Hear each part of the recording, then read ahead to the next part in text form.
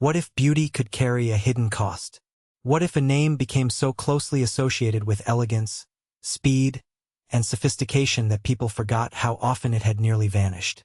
Aston Martin is one of those rare brands that seems to float above ordinary history, wrapped in the glow of race circuits, grand touring dreams, and the silver screen. But behind that polished image lies a far harsher reality. A company that did not merely struggle once or twice, but fell into bankruptcy again and again, as if success itself kept pulling it toward the edge. To understand Aston Martin is to understand a brand that survived by instinct as much as by engineering. Its story begins not with luxury, but with ambition and uncertainty. In the early years, the people behind the company were not building a global icon. They were building something they believed in, often with limited resources, long odds, and the stubborn hope that one exceptional machine could change everything. That hope, repeated across decades, would become both the brand's strength and its weakness. There is something deeply human in that pattern. A small breakthrough, a moment of attention, a burst of promise. Then the pressure to scale, the burden of expectations, the unforgiving math of business. Aston Martin knew that cycle better than almost anyone. One owner arrives with confidence, another with rescue money, another with grand ideas, and yet the same question keeps returning. Can this beautiful machine ever become a stable company? You can almost imagine the conversations in those boardrooms. We just need one more model. We just need one more investor. We just need one more chance. And for a while, those words were enough to keep the dream alive. But dreams, no matter how brilliant, cannot outrun reality forever. A company can make a car that leaves people breathless and still lose its footing in the marketplace. That is the strange contradiction at the heart of Aston Martin. A brand capable of producing desire faster than it could produce security. And perhaps that is why this story matters. Because it is not only about cars, but about the repeating patterns that shape lives, companies, and ambitions. When something keeps failing in the same way, the first step is not to admire the struggle more closely. It is to ask what has been overlooked beneath the surface. So how did Aston Martin, with all its elegance and promise, become a brand famous not just for beauty, but for collapse? And why did it keep rising again, as if it had no choice but to try once more? By the time Aston Martin began to gain a true identity, it was already learning a lesson that would follow it for decades. Making something beautiful is not the same as making something sustainable. In the early years, the company survived on passion, on the stubborn optimism of engineers and dreamers who believed a great car could outrun the cold mathematics of business. But the world does not reward belief alone. Factories need cash, suppliers need payment, and even the most elegant machine can become a burden when the books turn red. Again and again, the brand found itself standing at the edge of the cliff. A new owner would arrive with confidence in his voice and a plan in his pocket, promising stability, expansion, and glory. The atmosphere would brighten. The workshops would hum. Men in tailored suits would walk through the plant speaking about prestige, racing, and the future. And for a brief moment, it seemed the curse had been broken. But the pattern always returned. Sales were never enough, costs were always higher than expected, and the dream of exclusivity often came with a price too heavy to carry. Aston Martin was not simply building cars. It was trying to build a legend while the floor kept shifting beneath it. There is something heartbreaking about that kind of repetition. The same way a person keeps choosing the same kind of mistake and calling it luck, Aston Martin kept entering the same cycle.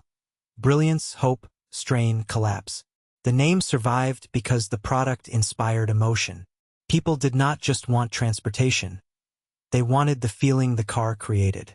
That emotional power became both the company's salvation and its trap. Every time the balance sheet weakened, the brand's beauty bought it a little more time, but not always enough to survive the next storm. And still, the people inside kept working. Designers sharpened the lines. Engineers chased speed. Craftsmen shaped leather and metal with the patience of artists. In those moments, the factory felt less like a business and more like a prayer. Yet even prayers need structure if they are to endure. Without discipline, vision becomes fragile. Without control, excellence becomes expensive. Aston Martin would learn this lesson the hard way, one rescue at a time.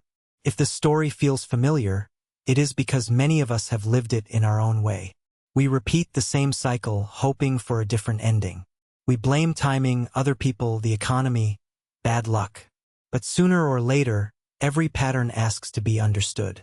And that is where Aston Martin's journey becomes more than automotive history. It becomes a mirror. If you're finding value in this story, take a moment to like the video. And as we move forward, ask yourself this. When success keeps collapsing, what is really breaking underneath? By the late 1980s and into the 1990s, Aston Martin had become something rare in the automotive world. A name that could survive on reputation even when the balance sheets could not. Its cars still looked like promises made in metal, long hoods, graceful lines, and interiors that felt less assembled than crafted. But behind those elegant silhouettes, the company was still fighting the same old enemy. Every triumph came with a shadow. Every new owner arrived speaking of stability, and every new plan seemed to need more time, more money, and more patience than the business could afford. This was the cruel heart of the Aston Martin story. The brand did not fail because it lacked talent. It failed because excellence is expensive, and beauty, when pushed beyond reason, can become a burden. To build an Aston Martin was to build slowly, carefully, almost defiantly. That made the cars special. It also made the company fragile. While other manufacturers scaled up, standardized, and protected their margins, Aston Martin kept leaning toward hand-built rarity, toward emotion, toward the kind of craftsmanship that wins admiration long before it wins profit. And yet, somehow, the dream kept pulling people in. New investors looked at the badge and saw potential. Engineers looked at the shape of the cars and saw purpose. Drivers looked at the finished machine and saw not a business problem, but a statement of taste, power, and identity. That was Aston Martin's great gift and its great curse. It inspired belief. And belief in the wrong hands can become a trap. There were moments when the company seemed close to escaping the cycle. Fresh capital arrived. New leadership promised discipline. New models generated excitement. For a brief time, it felt as if Aston Martin had finally learned how to turn desire into durability. But the deeper patterns were still there, waiting. A global market could shift. Partner could withdraw. Costs could rise faster than sales. And just when the road seemed to open, the floor could disappear beneath the wheels. If you're noticing how often this story repeats itself, you're not alone. Sometimes the greatest danger is not failure itself, but the refusal to understand why failure keeps returning. Aston Martin was not undone by a single mistake. It was tested by a pattern. And in that pattern lies the real lesson of its climb through crisis and glamour. If you're finding value in this story, give it a like, because the next turn reveals how the brand faced one of its most defining crossroads, and how close it came to becoming only a memory. In the end, Aston Martin's story is not really about bankruptcy.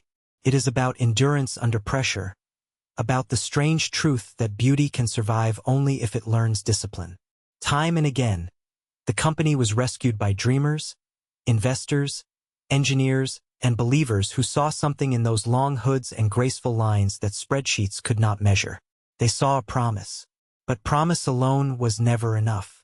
Every rescue came with a warning hidden inside it. If the foundation is weak, even the most admired name in the room can begin to crack. That is what makes Aston Martin so human. It was not a perfect legend. It was a fragile one. A company that kept rising because someone, somewhere, refused to let it vanish.